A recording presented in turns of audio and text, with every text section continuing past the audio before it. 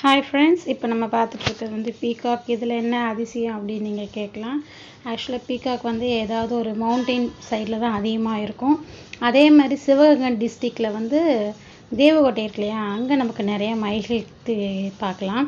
இங்கே ஆண் மயில் பெண் மயில் எல்லாமே பார்க்கலாம். ஒரு ஈவினிங் டைம் மார்னிங் டைம்லலாம் பார்த்திங்கன்னா நம்ம ட்ரெடிஷ்னல் வீடு இருக்கு இல்லையா, இந்த மாதிரி ஓட்டு விடுங்க, அது மேலே ஏறி நல்லா அழகாக நடந்து பீகாக் பீகாக் அப்படின்னு கற்றுக்கிட்டே போகும். அதை பார்க்குறப்பே அழகாக இருக்கும். அதே மாதிரி சில நேரம் ஆண்மயில் வந்து தோகையை விரித்து செம்மையாக ஆடும். அவ்வளோ பெருசாக அந்த தோகையை விரிக்கும், கலர்ஃபுல்லாக நல்லாயிருக்கும். நம்ம மயிலை பற்றி ஒரு அரிய விஷயம் நான் கேட்டறிஞ்சது. அதாவது மயில் வந்து நம்ம மற்ற அனிமல்ஸ் வந்து ரோட் சைடில் இறந்து பார்த்துருக்கோம் இல்லையா, ஆனால் மயிலை நம்ம அப்படி பார்த்தது கிடையாது.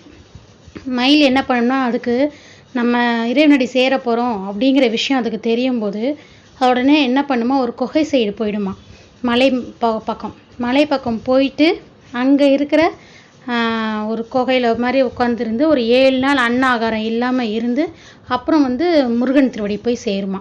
அது மயிலோட ஒரு ஸ்பெஷலு. அதே மாதிரி இப்போது இங்கே பார்த்துட்ருக்கோன்னா நம்ம இந்த ஓட்டு மேலே ஏறிட்டுருக்கு பாருங்கள், மயில் அழகாக இருக்குது. இது ஒரு ஆண் மயில். அதே மாதிரி ஆண் மயிலுக்கு தான் தோகை இருக்கும், பெண் மயிலுக்கு தோகை இருக்காது. இந்த வீடியோ கிளிப்பில் பார்த்தீங்கன்னா ஆண் மயில், பெண் மயில், குட்டி மயில் 3மே நீங்கள் இதில் பார்க்கலாம்.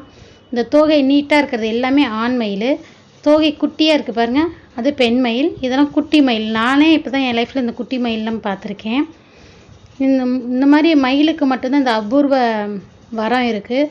அது இறைவனடி சேரப்போகுது அப்படின்னா அந்த 7 நாளும் முன்னாடியே அது மலைக்கு போயிருமா, யாருக்கும் தெரியாமல் அன்னாகாரம் இல்லாமல் ஒரு மலைப்பகுதியில் உட்காந்து இருந்து தன்னோட உயிரை வந்து இறைவனடிகிட்ட சேர்க்குமா. அவ்வளோ சிறப்பு வாய்ந்த மயில்.